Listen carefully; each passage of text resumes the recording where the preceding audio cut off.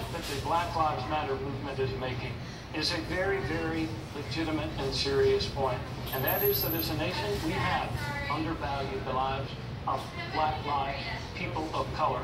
When I ran for mayor of Baltimore, we were burying over 350 young men every single year, mostly young and poor and black.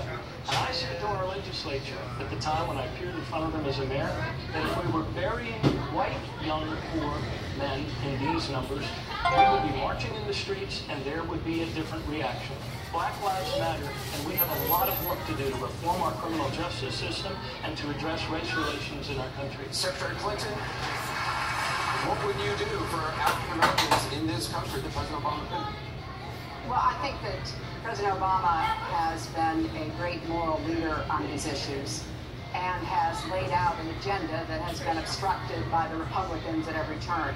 So what we need to be doing is not only reforming criminal justice, I have talked about that at some length, including things like body cameras, but we also need to be following the recommendations of the commission that President Obama impaneled on policing. There is an agenda there that we need to be following up on. Similarly, we need to tackle mass incarceration, and this may be the only bipartisan issue in the Congress this year. We actually have people on both sides of the aisle who have reached the same conclusion, that we cannot keep imprisoning more people than anybody else in the world. But I believe that the debate and discussion has to go further, Anderson, because we've got to do more about the lives of these children. That's why I started off by saying we need to be committed to making it possible for every child to live up to his or her God-given potential.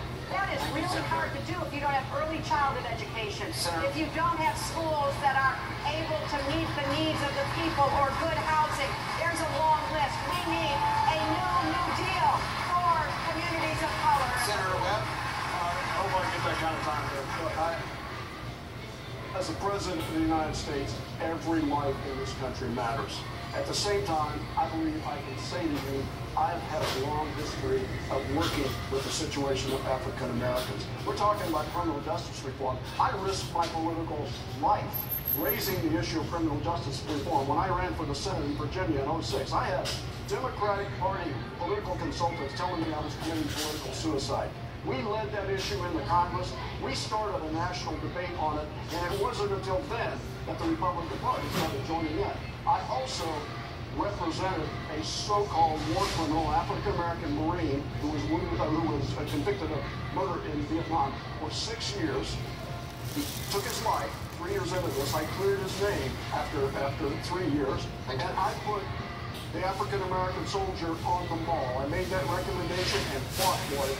So if you want someone who can stand up in front of you right now and say, I have done the hard job, I have taken the risks, I am your person. Senator Sanders, let's talk about income inequality. Wages and incomes are flat. You've argued that the gap between rich and poor is wider than at any time since the 1920s. We've had a Democratic president for 7 years. What are you going to be able to do that President Obama didn't? Well, first of all, let's remember where we were when Bush left office. We were losing 800,000 jobs a month.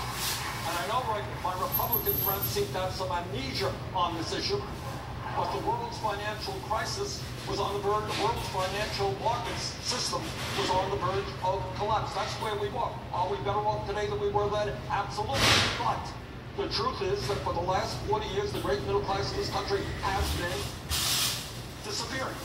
And in my view, what we need to do is create millions of jobs by rebuilding our crumbling infrastructure, raise the minimum wage to $15 an hour, have pay equity for women workers, end our disastrous trade policies, which have cost us millions of jobs, and make every public college and university in this country tuition free. Secretary Clinton, I'll let you jump in a moment. Everybody will get in on this in a moment. Secretary Clinton, how would you address this issue? In all candor, you and your husband are part of the 1%. How can you credibly represent the views of the middle class? Well, you know, both Bill and I have been very blessed.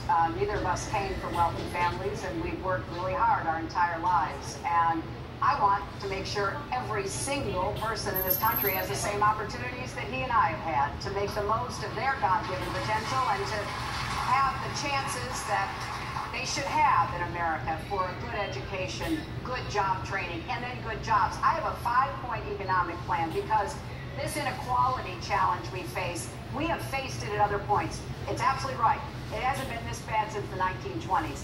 But if you look at the Republicans versus the Democrats when it comes to economic policy, there is no comparison. The economy does better when you have a Democrat in the White House, and that's why we need to have a Democrat in the White House in January 2017. Governor O'Malley, what's your governor?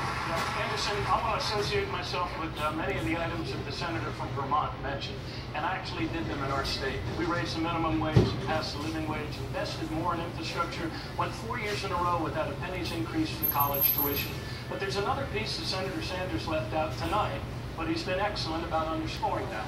And that is that we need to separate the casino, speculative, mega bank gambling, what we have to ensure with our money from the commercial banking, namely reinstating Glass-Steagall. Secretary Clinton mentioned my support 8 years ago, and Secretary, I was proud to support you 8 years ago, but something happened in between, and that is, Anderson, a Wall Street crash that wiped out millions